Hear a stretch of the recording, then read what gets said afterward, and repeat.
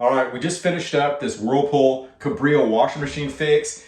If you are here, it's because your washing machine is probably screwed up. You're gonna wanna stick around to the end of the video because there's something super huge in there that they never talk about. I mean, I had to go do a bunch of research to figure this out. So let's get into it. We're gonna repair it and I'm gonna start the video, but make sure you're around at the end.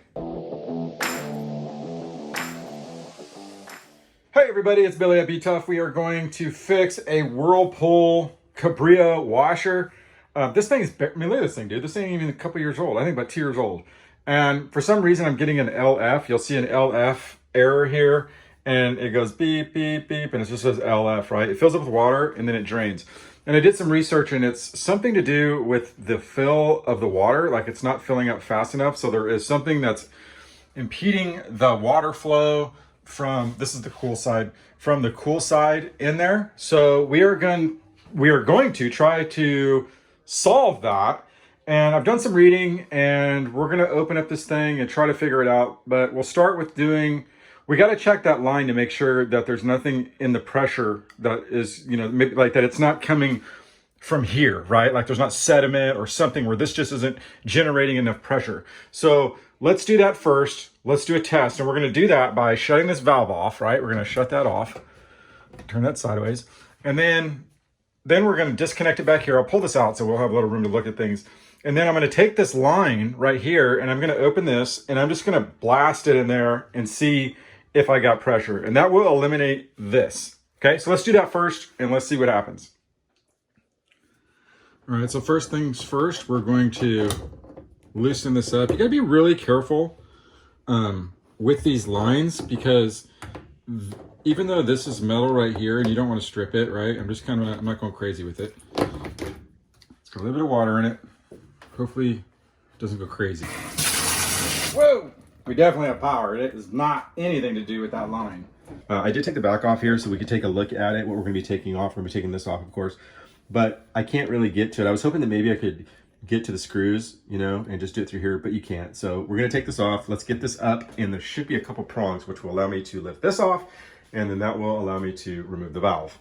So we need to get this piece off, which is one of the more trickier things, and I'm surprised that most of the videos don't really get into how to take this off or show how to do it.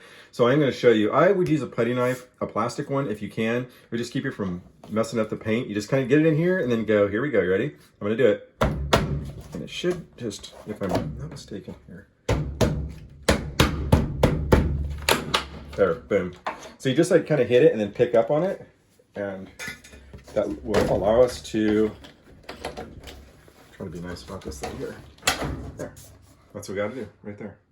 Okay, so now we gotta get these clips off, and I would say that you kind of gotta be careful here. I mean, it's kind of like, if you look at how they do this, man, it's like you don't want to break them, and it kind of looks crude, like how you do it, but you just kind of gotta wiggle them off, but you want to make sure you don't damage these, right?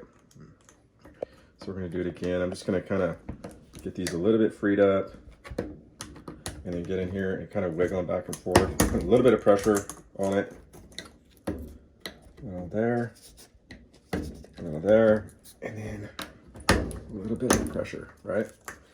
And I'm going to try to keep these like, well, I don't think I'm going to be able to, but hopefully you have these remembered where they're going to go. So the next thing we're going to do is we're going to remove this panel, these two screws right here.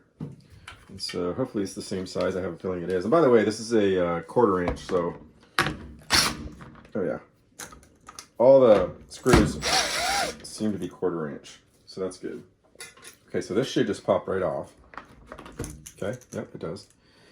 Now we have a couple clips that we have to remove here.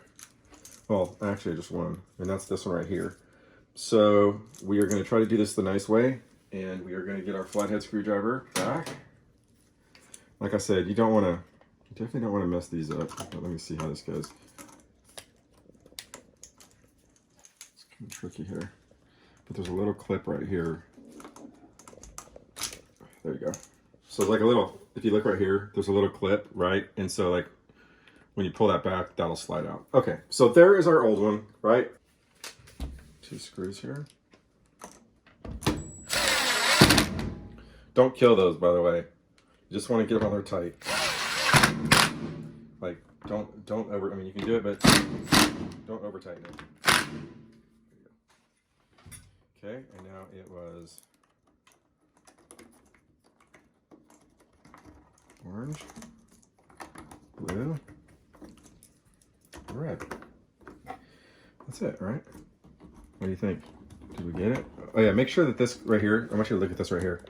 Make sure that you get this wire. It's actually probably supposed to go in that little clip area, but if I had to, you know, guess, like there's a little like, there we go. See that right there? Make sure that that goes in there so when you're putting your stuff back together, it doesn't hang up on it. Okay, so let's get this thing put back together and hopefully we got it right. So that did not work, or at least we're not running up yet. So I did some research and I found out that you can check on this model, this Cabrillo model, you can actually check the codes by hitting this 1, 2, 3, 1, 2, 3, 1, 2, 3, 3 times. I think that's what happens. And we're gonna go diagnostic mode, right? With the power off. It's plugged in, but the power's off. So let's try it. 1, 2, 3, 1, 2, 3, 1, 2, 3. Okay, that actually worked. You can reset this by holding this down for, I don't know, let's see here. Okay, so that's been reset now, I believe. And I am going to power this on, or power it off, and then we're gonna power it back on, and we're gonna try this again. Now it failed before, it wasn't working right. I got that LF error. So we're gonna do this again and see if this works. So we'll come back and see if I fixed it. Okay, so I did figure this out. And I don't know, now that I'm here, I don't know if this was the original problem. Like maybe I replaced this and I didn't really have to, which maybe, I mean, I don't know, it's not that old of a machine, but either way, I was still getting the LF signal. And I think I figured it out, and that is this was disconnected.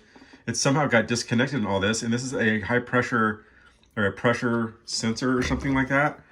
And that wasn't on. So make sure that this line is hooked up, and then also make sure if you're still getting that reading, that there's not damage to this line through the washing machine. So let's try it again. You know what, I'm gonna put a little zip tie on this too. I feel like it should have one. I don't know why. I'm gonna put a little zip tie on that. Let's put it back together and let's hope, because I was just about to call someone out here because I'm like, dude, I didn't figure it out. But I did come across online, I saw this, so I think that's probably it. This is like a high pressure sensor or something. So let's try that. As you can see, everything's working. Thank God, dude, I'm not gonna have to call someone in and pay a bunch of money. I'm not even really sure I needed to replace that valve. I think I might have, but I'm not sure. But anyway, don't forget about that tube, dude. That tube's a big thing. And if it goes overlooked, you could end up replacing all kinds of stuff, calling someone out, and just having that small tube. Make sure it's not damaged and make sure it's on. There you go. The sound of a Whirlpool Cabrillo washing machine working.